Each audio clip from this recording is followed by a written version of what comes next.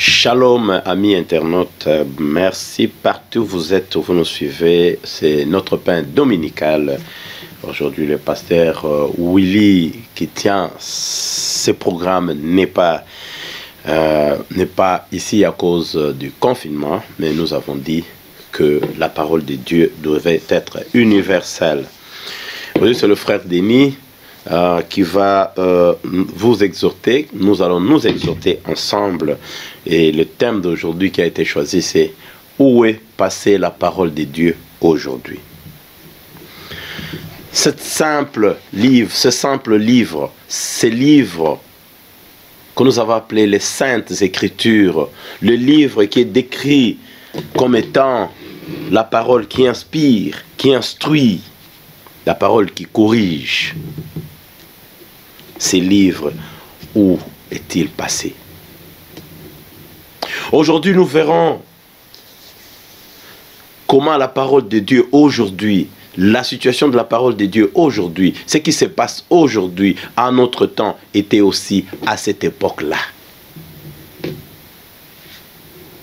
Comment utilisons-nous la parole de Dieu aujourd'hui? Des fois, on est ahuri, on est étonné de voir les enfants de Dieu qui ont longtemps été dans la parole, comment ils interprètent, comment ils utilisent la parole de Dieu, comment ils prennent ces saintes écritures. Parce que moi, je me rappelle toujours à l'église catholique, à l'époque, quand on grandissait, on nous disait toujours, ces livres, c'est un livre sacré, vous ne mettrez jamais un autre livre au-dessus de ça. Et nous avons gardé cette culture. C'est un livre de valeur. Chez moi, à la maison, chaque fois, je dis, quand il y a ce livre, ne jamais mettre un autre livre au-dessus. Mais où est passée la parole de Dieu aujourd'hui?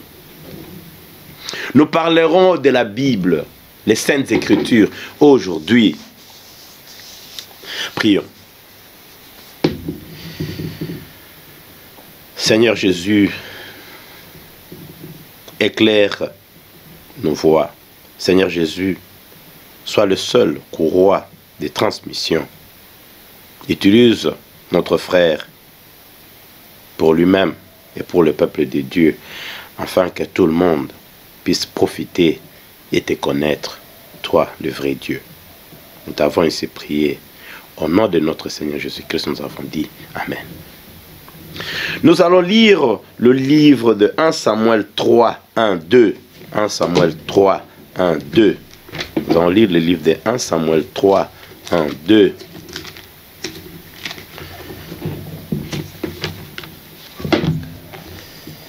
Un Samuel 3. 1 Samuel 3, de 1 jusqu'à 2. Le jeune Samuel était au service de l'Éternel devant Élie. La parole de l'Éternel était rare en ces temps-là. Les visions n'étaient pas fréquentes.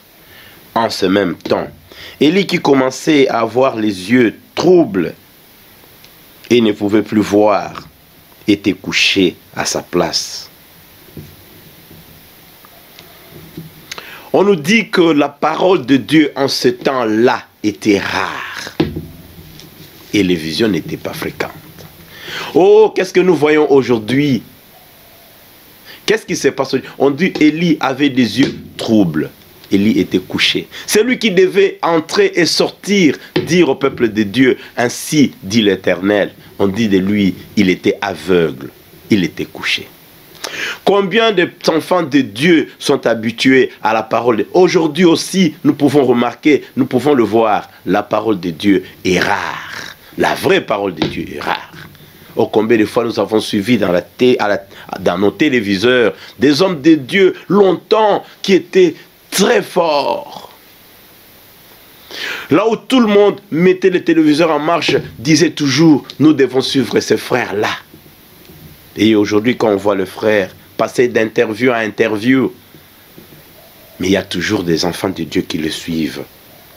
Pourquoi la parole de Dieu est rare aujourd'hui? Oh frère, combien de vous, quand vous partez à l'église, combien de vous amenez ce livre ici?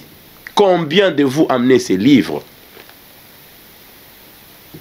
Je me rappelle toujours des frères Veil.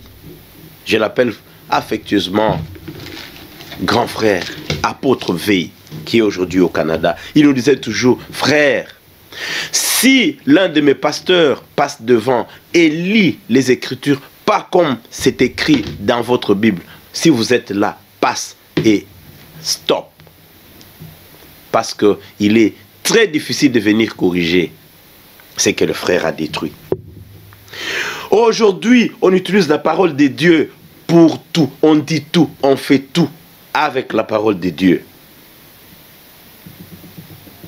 Aujourd'hui, au nom de Dieu, tout s'est fait, tout s'est dit. Les enfants de Dieu regardent et ne disent rien. Parce que personne ne lit ces Écritures. Oh frère, Dieu est contre la gloutonnerie. Mais moi je dis toujours, je suis glouton, j'aime la parole de Dieu, j'aime lire la parole de Dieu, lire, relire, le relire. Frère, je vous envoie à lire ce livre. Je dis toujours à la jeunesse, lisez ces livres comme n'importe quel livre. Et un jour, le Seigneur va entrer en vous et vous allez comprendre la valeur de ces livres. Frère, il faut lire la parole de Dieu. Il faut amener les Écritures pour éviter qu'on vous dise ce que vous n'avez pas. Si vous ne comprenez pas, lisez-la toujours. Si vous ne comprenez pas, demandez, posez des questions aux hommes de Dieu. Ils vous répondront. Aujourd'hui, au nom de Dieu, on vous dit tout. Oh, je me rappelle de ce frère. Le frère était fervent. Il priait. C'est un frère qui était sans tâche, comme on dit à l'église, Montonanjambé. Ce frère qui était zélé comme tout, un jour il trouve une dame belle, jolie. Le frère regarde et dit non, cette dame-là m'appartient, je dois tout faire. Et à la sortie, parce qu'il avait prêché, la parole de Dieu était bien, il avait bien, un frère qui parle bien. Vous savez, à l'église, nous avons ceux-là qui parlent bien. Nous les aimons beaucoup. Surtout, ils se font un peu plus beaux là. Le frère dit, aborde la sœur et dit, oh bonjour ma sœur, Dieu m'a dit de vous parler. Vous savez, après avoir très bien prêché, les enfants de Dieu ont besoin d'être près de toi. Ils veulent être près, ils veulent appartenir dans ton cercle. À la femme a mis son oreille et il voulait écouter. Il dit, Dieu m'a dit, je pars par 4 chemins. L'évangéliste, le frère dit, Dieu m'a inspiré, il m'a dit, vous êtes ma femme. Oh, j'aime bien les sœurs calmes. Comment vous êtes arrivés là? Comment vous pensez que tout devait passer par le Seigneur a dit? Oh frère, j'aime bien les sœurs calmes. Souvent, je dis aux sœurs, ne vous affolez pas. Il ne faut pas crier au scandale. Il ne faut pas dire, oh, l'évangéliste m'a fait la cour. Oh, j'irai parler au pasteur. Non, le frère était tout calme. Il a dit, écoute, je suis marié. Je suis mère de 2 enfants. Frère, si Dieu n'a pas parlé, taisez-vous. Oh, je ne dis pas que Dieu ne parle pas. Aujourd'hui, il y a plein de visions, des fausses visions. À l'époque d'Élie, la Bible est claire, il dit les visions n'étaient pas fréquentes. Est-ce que ce qui se passe aujourd'hui, nous allons dire que ce sont des visions?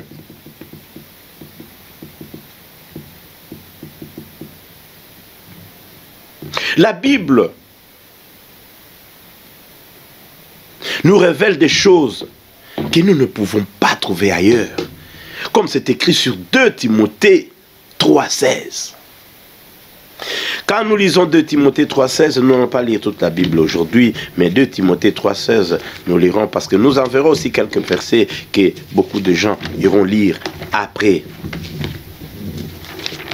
Vous savez, cette parole, pour ceux-là qui connaissent Dieu et qui en parlent aux autres, j'aime des frères qui lisent cette parole, qui connaissent Dieu.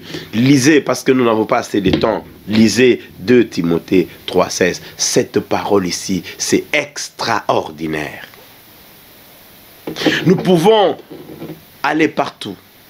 Vous savez, chaque fois quand vous êtes assis, il faut lire la parole de Dieu. Combien d'enfants de Dieu qui viennent à l'église sans cette parole? La parole de Dieu, c'est la base de tout. Où est passée la parole de Dieu aujourd'hui? Les enfants, le fils, les sœurs, le frère, les enfants de Dieu aujourd'hui sont égarés par des fausses paroles. Parce que personne ne lit la Bible. Personne n'a le temps de lire la Bible. J'aime quand j'étais encore très jeune. Vous savez, quand j'étais très jeune, j'étais très beau. Moi, je vous l'affirme. Parmi les amis, on me disait toujours, tu es très beau et très intelligent. Et moi, ma mère m'a amené à l'église quand j'avais 2 ans. Déjà, moi, je ne sais pas même pas, quand je dis 2 ans, je ne me rappelle même pas quand est-ce que ma mère m'a amené à l'église. C'était à l'époque de l'église catholique. On partait chaque matin. On est passé par toutes les étapes de l'église catholique. On a eu le temps de valoriser cette parole. Je me rappelle toujours quand je vois mes frères qui m'attendent, mes amis qui m'attendent dehors. Moi, j'ai fini, parce que j'étais à l'âge de 14 ans déjà, j'ai aidé les jeunes qu'on appelait les Ndekoyaya. J'étais une Ndekoyaya qui encadrait les jeunes. Et ils m'attendaient quand je finis l'encadrement, je sors, mais je dis, oh mes amis, vous m'attendez ici. Pourquoi ne pas entrer? Oh non, non, non, on t'attendait pour partir. Mais dis, mais vous m'étonnez. De vous tous, qui est le plus beau? De nous tous, c'est moi. Le plus intéressant, j'étais toujours premier de la classe, ça je dois l'affirmer. Mais si moi j'ai eu le temps de suivre le Christ, et vous, qu'est-ce que vous attendez? Et vous, qu'est-ce que vous attendez? Chers frères, chers amis, surtout à la jeunesse d'aujourd'hui, lisez la parole. Je vis de jeunes ici, de jeunes très zélés, de jeunes que j'ai vu encadrés par des frères ici. Je dis, oh, ces jeunes-là, quand je le vois le frère Jonathan par exemple. J'ai dit à ce frère-là, frère, tu es bien encadré, il faut toujours parler, il faut toujours lire les Écritures et aller partager avec les autres. La parole de Dieu ne doit pas être restée dans une boîte fermée, comme à l'époque quand c'est venu en Afrique. La parole de Dieu, nous devons la voir, nous devons lire. Relisez-la, mes frères, lisez la parole de Dieu, parce que ça va vous instruire, ça va vous corriger. Et ça vous, quand vous lisez, vous finissez, comme j'ai dit, vous n'avez pas compris, posez des questions, demandez. Et quand vous avez compris, partagez. J'aime des frères, de médecins, docteurs. Si Dieu vous a mis docteur, médecin, un grand ingénieur, c'est pour qu'un jour, vous puissiez aussi partager la parole de Dieu à ceux-là qui sont dans votre milieu. Cette parole de Dieu vous épargne tout, parce qu'il n'y a aucun livre, il n'y a aucun livre qui est comme cette parole de Dieu que nous lisons aujourd'hui. Il n'y a vraiment aucun livre. La parole de Dieu, comme j'avais dit, nous allons lire tout de suite là, nous allons lire notre 2 Timothée 3,16. Nous allons lire 2 Timothée 3,16.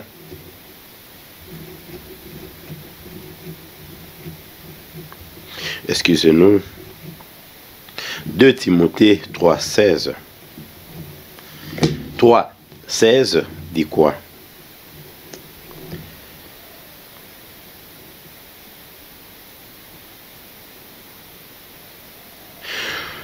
Mais lorsque le cœur,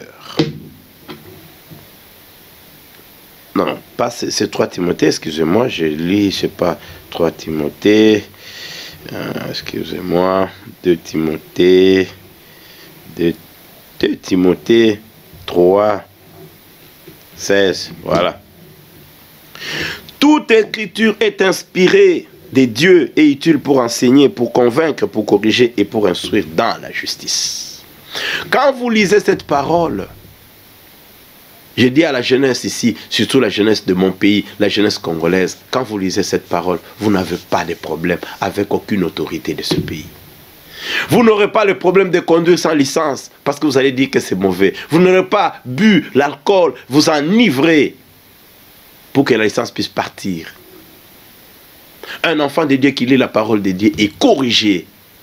C'est pourquoi je vous envoie, frères et sœurs, de lire, d'avoir votre parole de Dieu chaque jour. Frère, où est passée la parole de Dieu aujourd'hui? Est-ce que nous la lisons? Nous passons notre temps souvent à suivre des séries, à suivre des pièces de théâtre à la place de lire. Je dis toujours, chaque jour, il faut lire la parole de Dieu. Il faut lire. Et quand le pasteur est là devant, je me rappelle de pasteur Vernon, Vernon qui dit à la borne, il nous dit, frère, dès que je dis un verset ici, vous ouvrez votre Bible, vous lisez. Soyez toujours attentifs parce que cette parole ici, un jour ne sera plus à notre portée. Ayez le temps de lire, de partager cette parole avec les autres. Je me rappelle toujours un jour, en 2019, je suis allé enterrer mon père et j'étais là en train de lire ma Bible. Souvent, je passais mon temps à lire ma Bible sur mon petit téléphone ici. Et il y a une idée qui est venue en tête. Je vivais dans la chambre, il n'y avait pas de téléviseur. J'ai dit, on a trop consommé les téléviseurs en Australie. Et je suis sorti. Quelque chose m'a dit de sortir. J'ai lisé la parole de Dieu où on dit évangéliser, évangéliser. Je me posais toujours la question. Comment dans une église vous restez seulement le même personne, le même frère, le même soeur, le même pasteur pendant 10 ans et vous n'amenez personne à l'église? C'est parce que vous ne lisez pas les Écritures. Je suis sorti. Dès que je sors, j'ouvre le portail. Je regarde devant, je vois une sœur qui doit tourner autour de 20, 19. C'était vers 17h, 18h à Kinshasa. Le soleil est encore là en train de se coucher. Je vois cette sœur qui venait. Elle était en jupette, blousette. Tout était minime chez elle. Et elle venait là. Mais elle était très belle, mais elle était triste en même temps. Je me suis dit, Yéyo. C'est lui que le Seigneur m'a dit, sors. Je vis la sœur. Vous savez, quand vous venez de l'Occident, dans nos milieux, souvent, les gens te regardent comme vous venez de notre planète. Alors j'ai dit à la sœur, est-ce que je peux vous parler?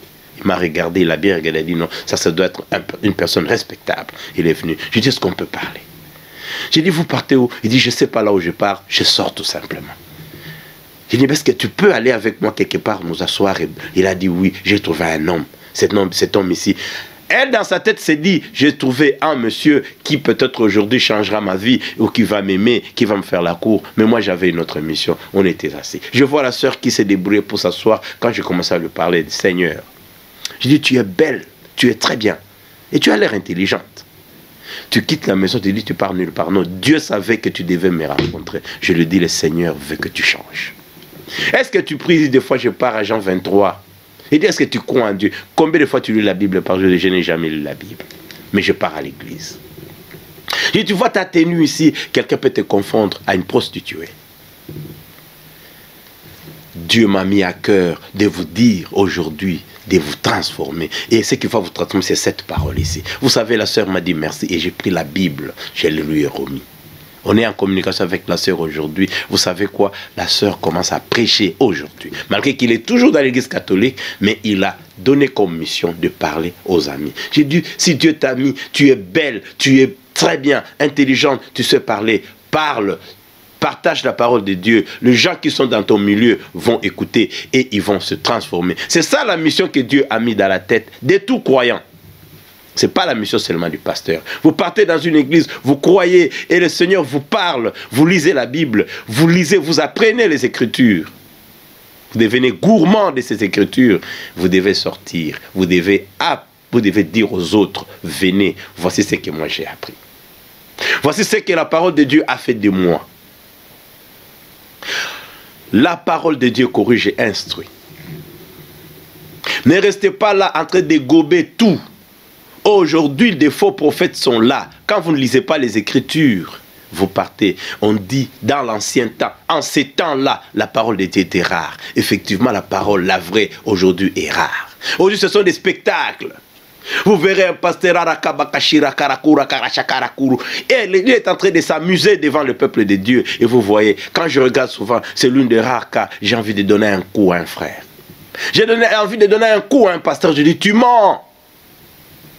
Prêche la parole, instruis ton peuple, change ton peuple, parle. Et le peuple de Dieu dans l'église, lisez les Écritures aussi, ayez vos Bibles, relisez, demandez au Saint-Esprit de vous aider à comprendre cette parole. Parce qu'il n'y a aucun livre, aucun, qui a des révélations. Le livre de la vie, là où il y a tout.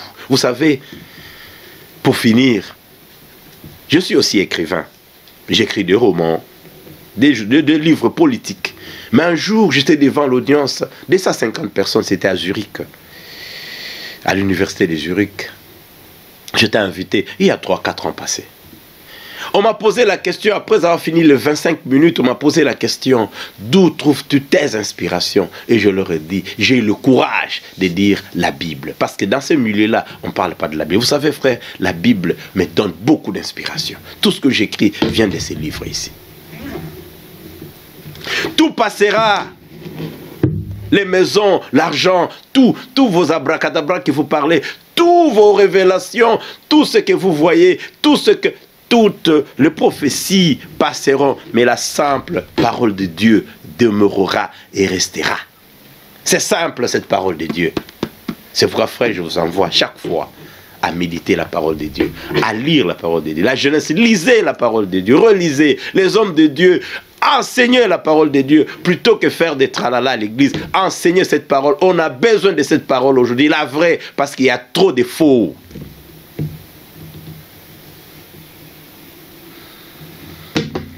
Nous avons pris l'engagement de lire cette parole et de la valoriser. Merci Seigneur d'avoir marché avec nous comme Emmanuel, d'avoir commencé avec nous comme Alpha et fini comme Oméga. Que le peuple de Dieu se tranquillise, que le peuple de Dieu sache que sa libération, c'est dans cette parole. Non ailleurs, c'est dans cette parole. Lisez la parole de Dieu. Merci à notre Seigneur de nous avoir donné ce temps. Merci à ceux-là qui croient que cette parole, nous devons pas seulement la garder pour nous, et nous devons lire et la lire pour les autres aussi. Nous devons amener beaucoup de gens dans l'église. Nous ne sommes pas là pour remplir les bancs, mais pour amener. Merci pour les hommes de Dieu que j'aime beaucoup, que je respecte, qui prêchent et qui disent, qui prêchent cette parole et qui disent à son peuple, allez, parce que le champ est vaste. Ce ne sont que des moissonneurs qui ne sont pas là. Amen.